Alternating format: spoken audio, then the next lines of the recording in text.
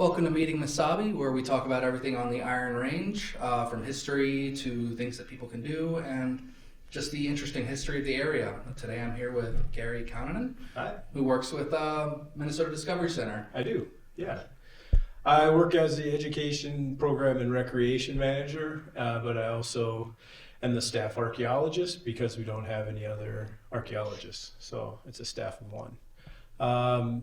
But my background is in industrial history and archaeology, did a master's in that. And so the Iron Range, Northeast Minnesota, is an actual playground for archaeology, especially the type that I do, which is a subset called Industrial Archaeology.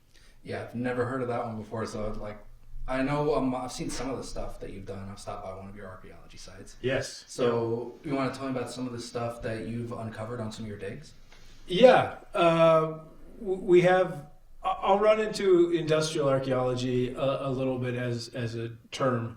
Archaeology is a subset of anthropology, and within that framework, there is historical archaeology, which is a subset of the broader term of archaeology, and then the type of archaeology that I do is called industrial archaeology.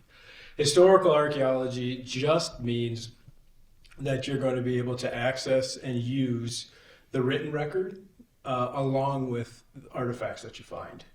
And that is especially useful in the type of archaeology I do, industrial archaeology, because there oftentimes is a large written record because industry as we know it, didn't really start until, depending on who you ask, the 1750s into the 1800s. So anything during or after the start of the Industrial Revolution.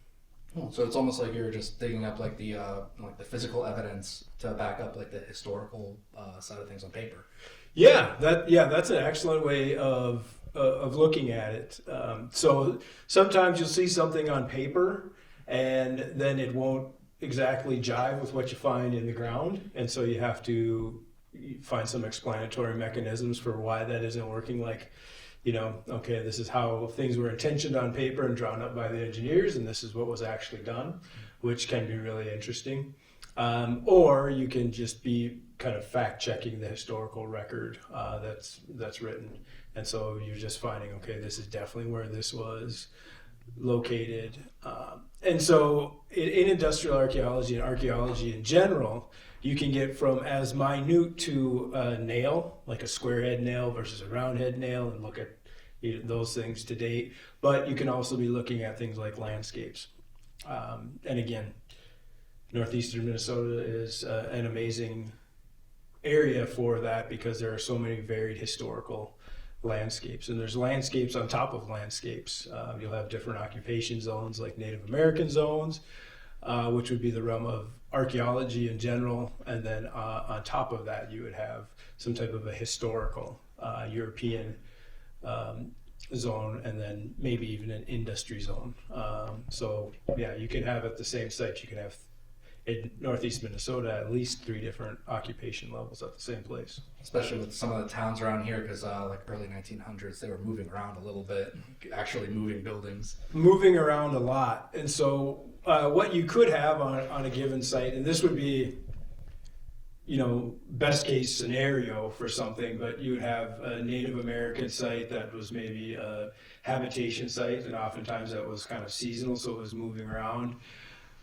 That could be below a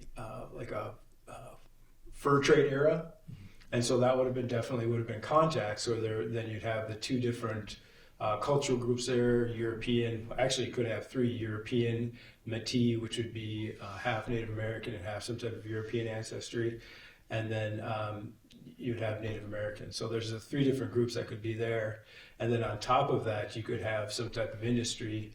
And that industry is going to change a lot over time too because of technological change. It's a fascinating place to do archaeology. And just for an individual location, we'll just tell a story in layers, essentially. Yep. Oh, it's so good you brought up layers because in archaeology, archaeology is a human science. And there are a couple laws that we work with. The law of superposition, which means that generally anything you find below something is going to be older. So if you find a spear point on below a tin can, that spear point is going to be an older artifact.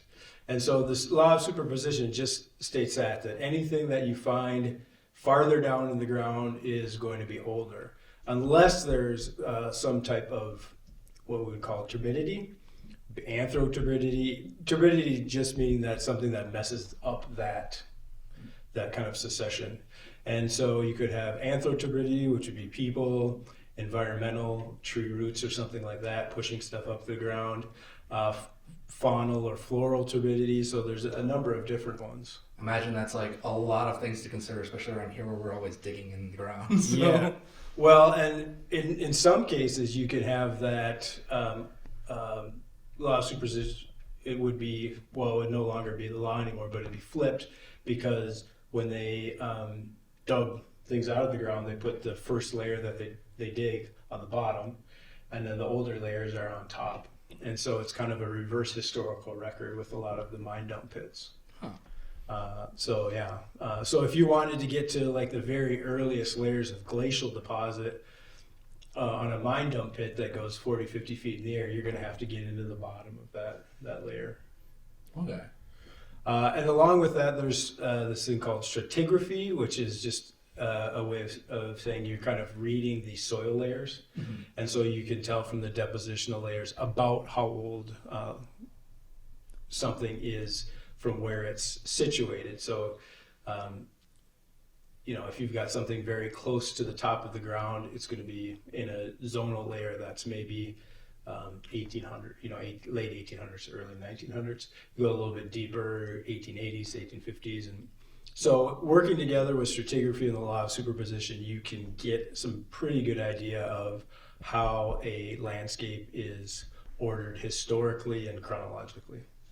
And I guess you can really see that in places like obviously the mine pits and then Redhead, where you can see like the layers of sediment, yes, just almost like plates lying on top of each other. Yep. Mm-hmm. Yeah, and the other thing that maybe a lot of people don't know, and this isn't archaeology, but there's also paleontology, and that is the study of prehistoric creatures and beings. And because of all of the mine pits that have been dug hundreds of feet, the Iron Range is a great place for that as well. We have at the Discovery Center, we have a really good store of fossils.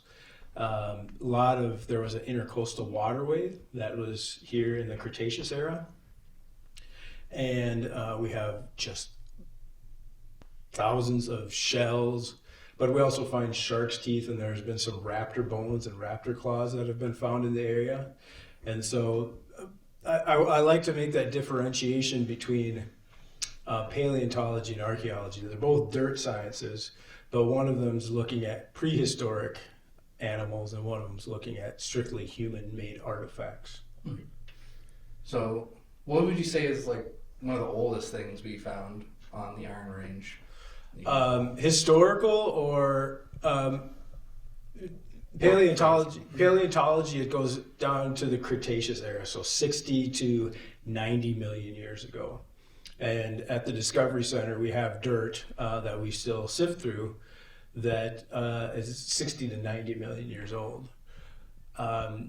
Here for human artifacts, you could find some paleo, which would be kind of very old Native American tools, because the Ojibwe and the Dakota weren't in this area, maybe 14 to 1500s. And before that, there were a group of Native Americans that were here that were doing some mound building and things like that. So you can find those artifacts in this area, International Falls, and across the border into Ontario have some mound builder culture sites.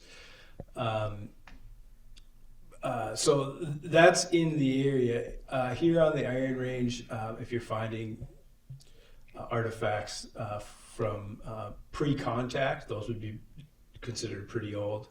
But then also a lot of contact would be, again, the fur trade era. And that, I think, is kind of, I wouldn't say common, but you can find those things.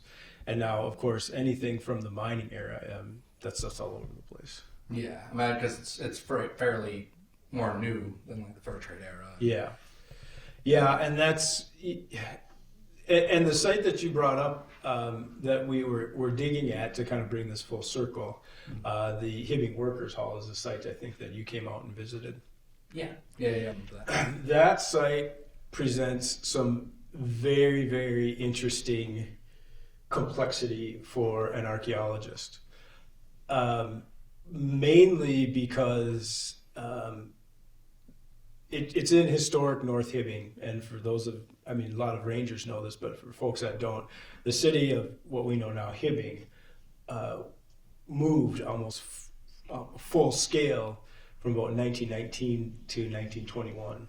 And it moved from the historic North Hibbing site to a little town called Alice that became Hibbing. So that means that all of the buildings that were in Hibbing prior to 1919 in old Hibbing were picked up and moved. And there's some fascinating pictures of that, just to think of, the scale of that. And so what was left was, there were some towns and buildings that were in older or North Hibbing into the 30s and 50s. One of them was the site we were looking at, which was the Hibbing Workers Hall.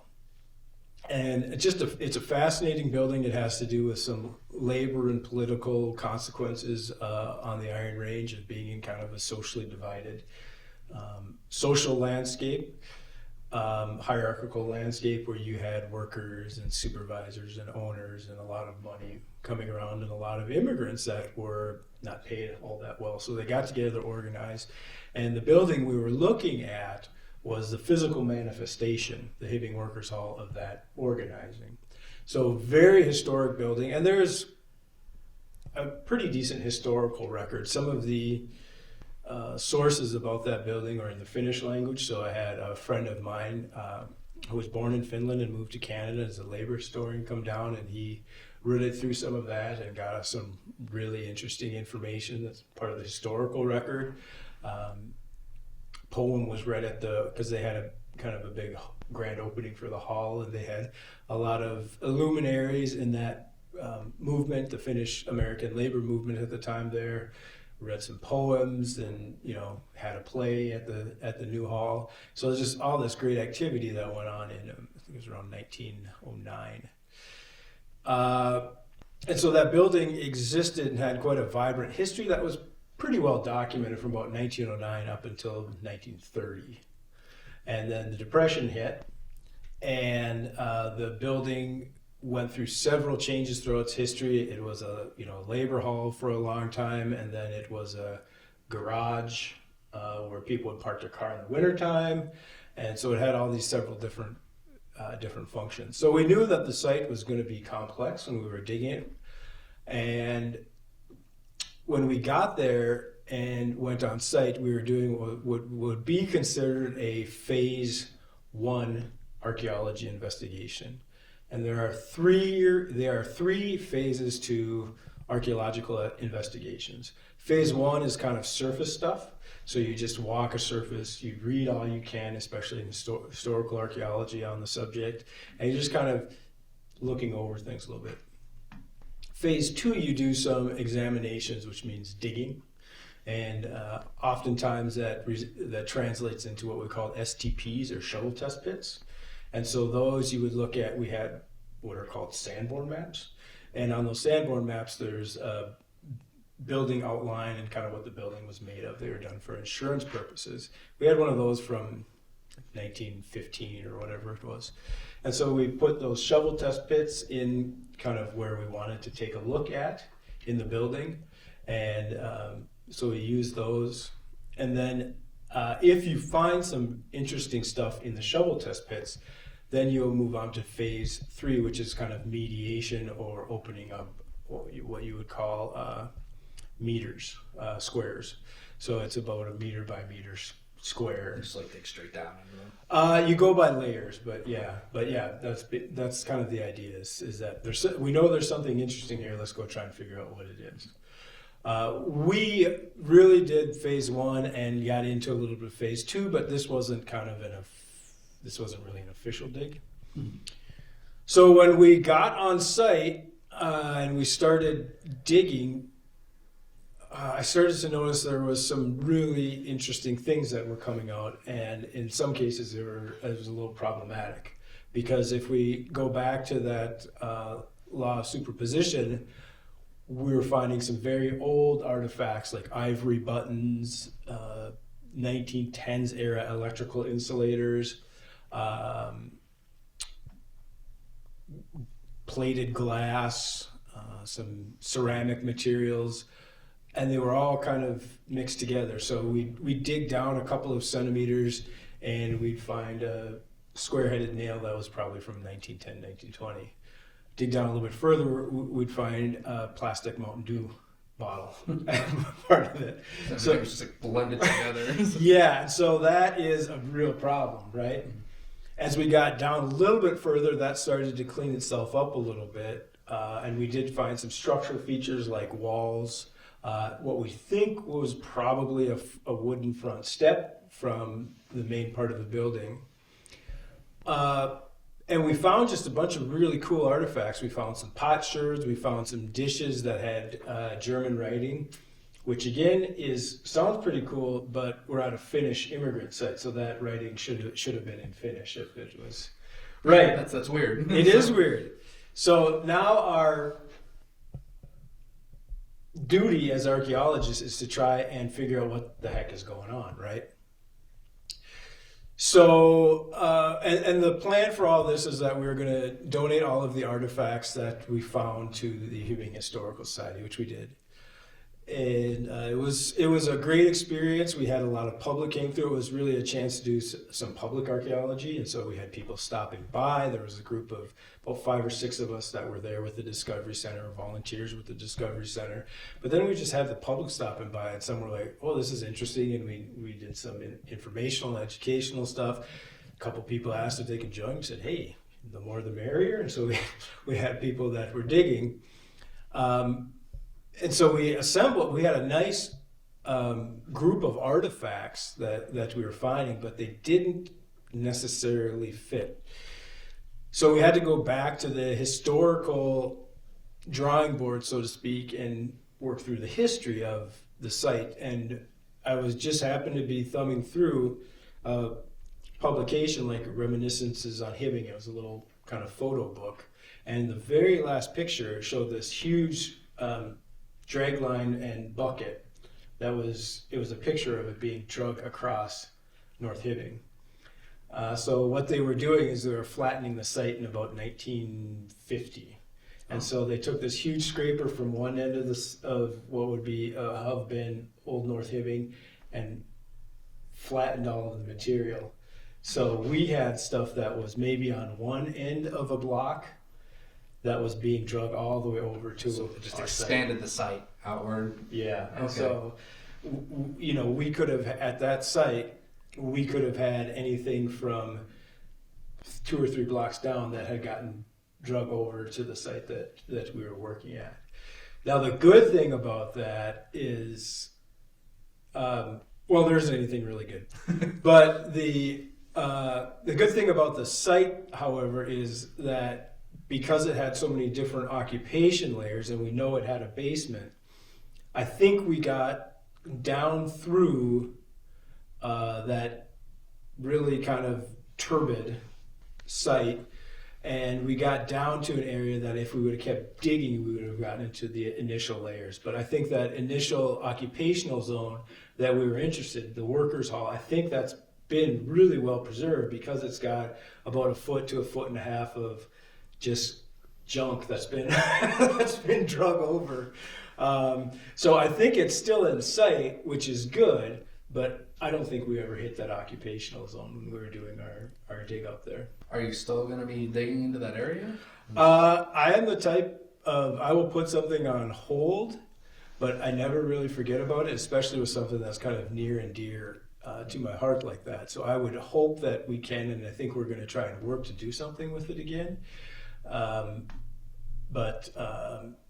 Yeah, that's my hope. And the city of Hibbing was very, very helpful, and we just had to do a little bit of paperwork.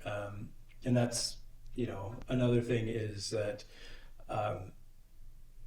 when you go on a site like that, you got to get all your ducks in a row. So before you start digging anywhere, you should get, obviously permission from the landowner or permission from the government entity. We did all of that before we went there because we were working with the city of Hibbing and the Hibbing Historical Society. So if we were to do that again, I'm sure City of Hibbing and the Hibbing Historical Society would be supportive. Yeah, because it's like you have all these pieces, but like it's trying to build a narrative with that after after the site being drug out in the 50s. That's got to be difficult. Yeah, any type of authenticity that the site may have had is gone. And archaeology is an interesting science because it's what's called a destructive science. Because as soon as you disturb that site, you can never, ever, ever put it back together again. So as soon as something is dug up, it's from an archaeological perspective, it's done. It's lost all of its integrity. And that's why you have the 3 phases, so you can kind of get the full, completely saturate all the stuff that you're getting out of there, so you can get the complete narrative before you're done with it. Yep. And as soon as this is the other kind of weird part, as soon as you pull that artifact, now when we were at the Hibbing when we were at the Hibbing Workers Hall, when we were pulling artifacts for the Hibbing Historical Society, it turned out it didn't really matter because they were all discombobulated anyways. But as soon as you pull that artifact out from being in situ, as it is in the ground or where it's placed in the ground, it loses all of its historic context. So, and this brings me to what I will call the Indiana Jones fallacy. And when those movies came out, they were amazing. Because everybody got really interested in archaeology. And the line from the movie that should resonate with most people is it belongs in a museum. I always quote that, yeah. Yep. so it's really old. It belongs in a museum. Yep. And so that was good because it brought that consciousness to the public. But what they don't show you in those movies is that being out on a dig site is maybe 25% of archaeology. The other 75% is doing the work before you go into the site, and then all of the lab and cleaning work that you have to do afterwards. Not on top of the paperwork you have to do before you even start digging. Yeah. Yep. And so that's the part you don't see Indiana Jones in his lab cleaning assemblages of 100 nails. Because that's what you got to do. Anything that you take with you from the site into the lab, which is why you're there, is something that is going to need attention when you bring it back to the lab. You can't just stick it in a corner and not do anything with it.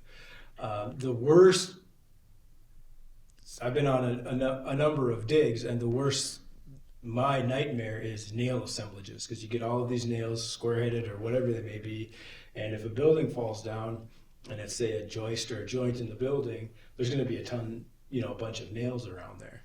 And so once you dig up those nails and you're screening them and you find them, you got to clean all of them. You have to identify all of them. You have to give them an accession number. And when you're working through 100 nails, by the end of the project, you're pretty sick of nails.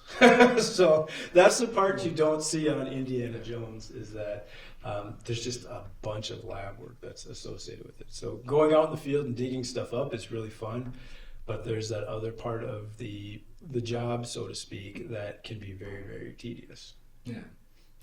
The Indiana Jones is obviously the glamorized archaeology, and in actuality, he probably wasn't that great of an archaeologist. No. Maybe a good professor, because I think that's, that was his day job, so to speak. That's where he shined. Yeah. But the glamour is, and most of the time you're not going around hunting relics either, like these really famous, being a relic hunter. You're and it depends on the site that you're at, of course, but a lot of times it's just going to be really minute details and, like bits and pieces of stuff, very infrequently are artifacts intact when you find them underground, just because they've been sitting underneath soil for a long time, and people have been walking over, building on them.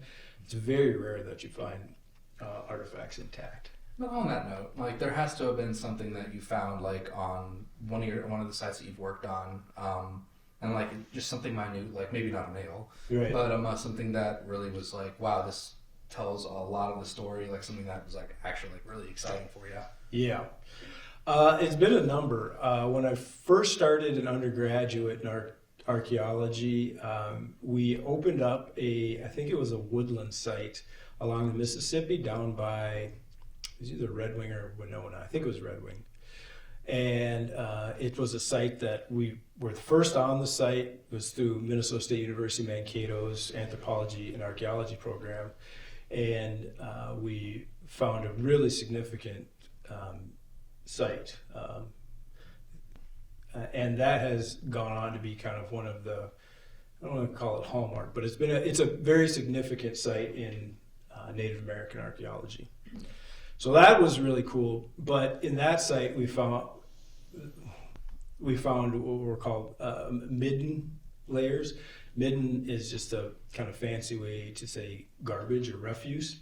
And so there's a lot of bones, fish scales, things like that had kind of washed down. They had presumably a village, and then those had washed down, and we found that midden site.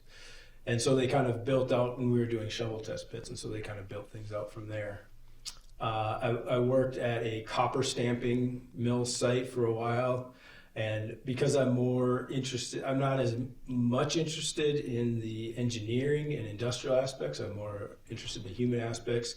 We were finding things, it was it was called the Cliff Mine Stamp Mill, and that started probably 1848, I believe, and the site we were at was probably roughly around the Civil War era. And what I really enjoyed finding were pieces of those little clay pipes that most of the time men would smoke, and so we found a bunch of those. Those were really interesting to find because they were on the job site for one, so obviously they were either taking a break or they were smoking while they were working. So that gave you a little bit of an idea about the work site. But then probably the most significant and the one that I took away the most from, and I had my kids were on the site with me when they were younger as well. It was called the Italian Hall site, and that was in Calumet, Michigan. And that site was significant because it was a fraternal hall for immigrant groups, but it was also, unfortunately, involved in the 1913 Italian Hall massacre. And that was a kind of a watershed event in labor history during the 1913-14 Michigan copper strike. That strike went on for about 9 months. It started in the summer and made its way all the way through into February and March it started in the summer of 1913 and went through the winter and kind of really early spring of 1914.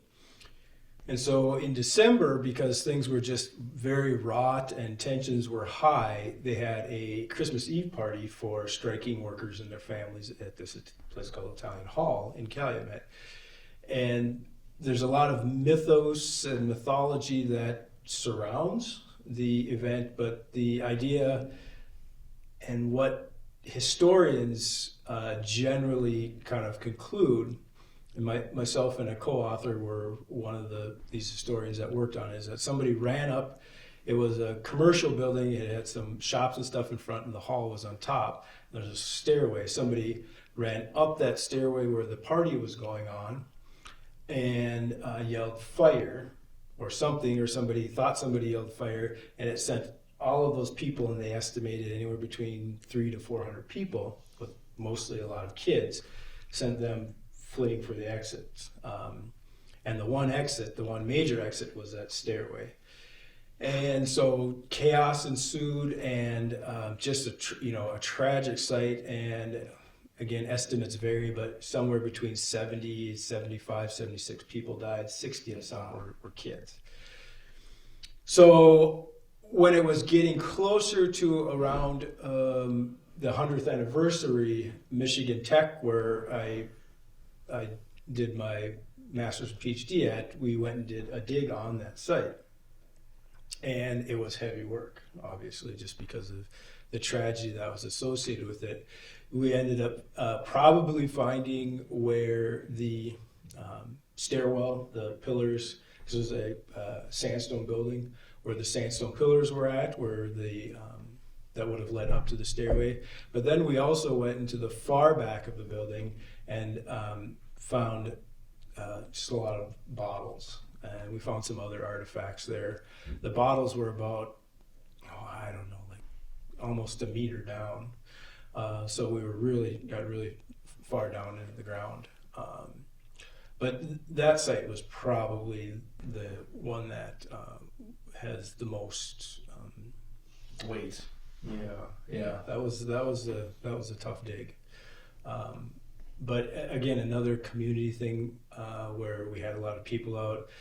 And archaeology has changed a lot, even since I started, because they're doing a lot more with LiDAR and GPR, ground penetrating radar.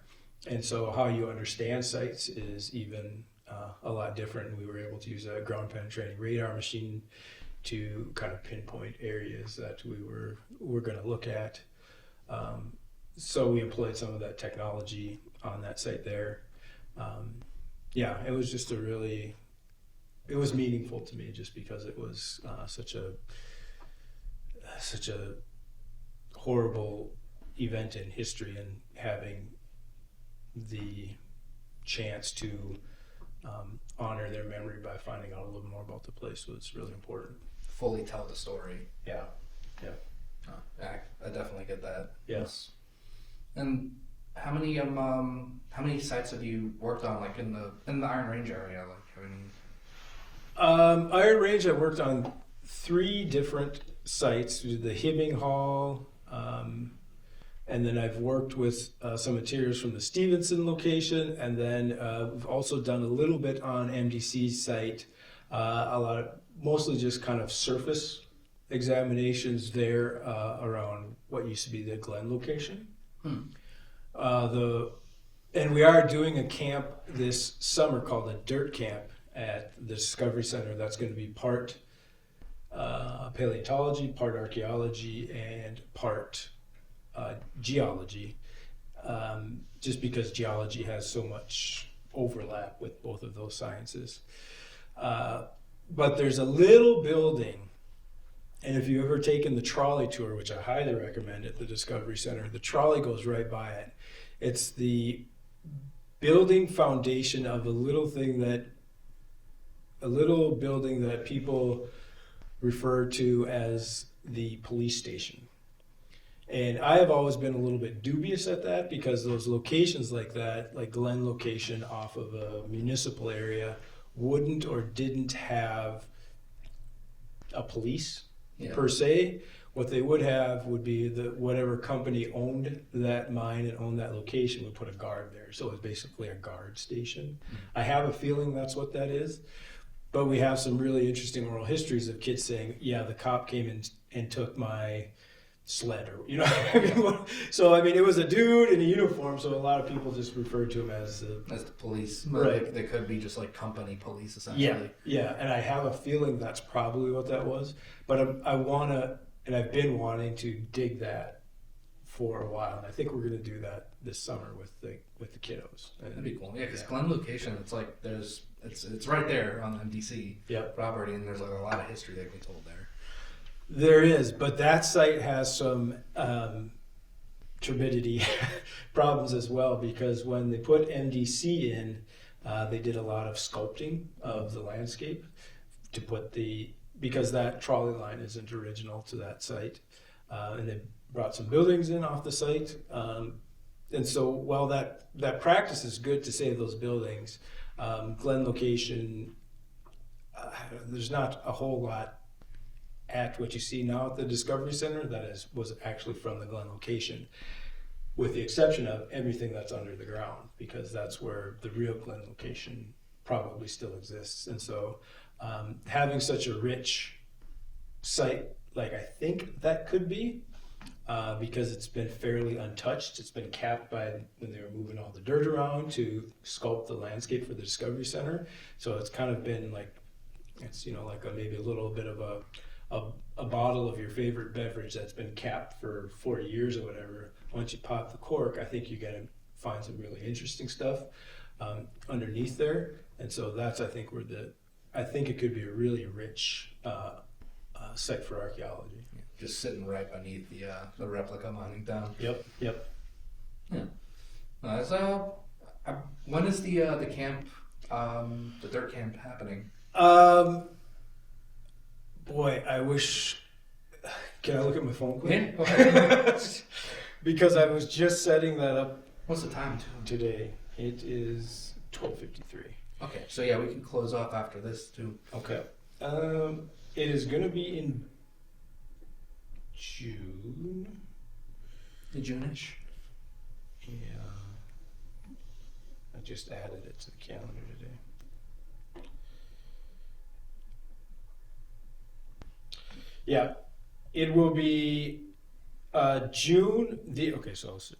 The dirt camp is going to be at the Minnesota Discovery Center from June 22nd, which is a Monday, through June 25th. Okay. All right. I believe, but don't quote me on that. I'll get you. Yeah, I'll have to look it up too, and then just Yeah. add it in the description. Yeah. Too. So, yeah, I know we're closing up on time. Some of the archaeological finds that you've pulled up, they can be found at Hibbing Historical Society? Are they at MDC as well? We have a really great exhibit right now at the Discovery Center, which is on that Hibbing Hall dig. And it's good because it has a number of the artifacts that we found there. It also discusses what workers' halls were, how important they were to a community, but it also brings up this idea of the complexity and the problems that complexity of a industrial urban archaeology site can bring to your study of the past. And so it introduces the idea of that just because we're finding these things there doesn't necessarily mean that they were all from the site we were looking at. So it does a good job at that. It's a temporary exhibit, so get it, see it while you can. Yeah. But yeah, our exhibit team, Elise Freeman, and some of the folks on the exhibit team did a really good job of putting that together. So if you are interested in archaeology, and it's probably going to be around for about another month or so, I would suggest that you stop on by and take a look. But then after that, those artifacts will go back to Hibbing Historical Society. Okay. Yeah. All right. Well, thanks for joining me today. Yeah, it was my pleasure. Thanks for having me. Yeah. No, it's like I've wanted to talk about the archaeology and the stuff you do here because especially at the town hall. I like that portion of history with the worker strike and everything. Really interesting to me. Yeah. Well, yeah, and the Iron Range is, I think I mentioned it starting off, open air playground for archaeology. So, just about anything that you're interested in is, whether it's industry. The other site that I didn't even really mention here, but there's a kind of an obelisk north of, I think it was Dry Stone, north of Buell. That was part of this, and you can see this, it's right on like an ATV, ORV, OHV trail. It was a really interesting experiment they did, kind of engineering, but also just a mining experiment that they did where they put in this huge 2-tower, kind of like a clamshell digger system. And they had these 2 towers that were about like 110 feet or something like that. And in between them, they strung a cable. And on that cable, they had this, I think it was electric activated clamshell digger. And so what they would do is they would run the digger across these two cables, and wherever they were trying to dig, they just dump it, and it would fall with this big thud. And it was just north of Buell, so you could see it running. This was in early 1900s. Scoop a huge pile of dirt back up in the air, and then go back, and then it would dump it. And that was working great. They spent I think $20 million current dollars. At that time it was 100 million or 100,000 or something like that, developing the system. Worked great in the glacial overburden because it was kind of designed to do that. It was used mainly in canals and things like that. Worked great on that soft dirt. Once it got down to the rocks, it didn't work. Once it got down past the glacial overburden, it didn't work, so they scrapped the whole system. And it's just still up there? You dug it out? There's this kind of stone obelisk looking thing, which I think could have been a boiler plant for it that's sitting right, and then there's these large slabs of concrete where I think it was like a huge 100-foot erector set. Where they put that on, but that stone, I think it was dry stone masonry building is sitting right there out in the middle of nowhere. So there's engineering history, there's labor history, community and social history, some places where the churches and town halls were at, and all that type of stuff. So no matter what you're into, archaeologically, there's probably something for you up here. You never go on a Native American site, but there's some interesting Native American archaeology that's been done up here. Nice. Yeah. I'm gonna have to find the obelisk now. Yeah. Wish we talked about that more because that's cool. Yeah. I was just fat tire riding my bike out, and it was just sticking there. That's kind of interesting, and I just started doing the historical research on it, and but those are those little things that I'm sure on the ORV trail people motor by it every day and just think, oh, that's kind of interesting. But every once in a while, take a little time and hop off of something and just kind of look around the landscape. And chances are, up on the Iron Range especially, you're going to find some interesting stuff that has to do with some pretty cool human history. Yeah, but if you want to see any more about the archaeological dig site at the Workers' Town Hall in Hibbing, again, it's going to be up for another month. Otherwise, you can find it at Hibbing Historical Society.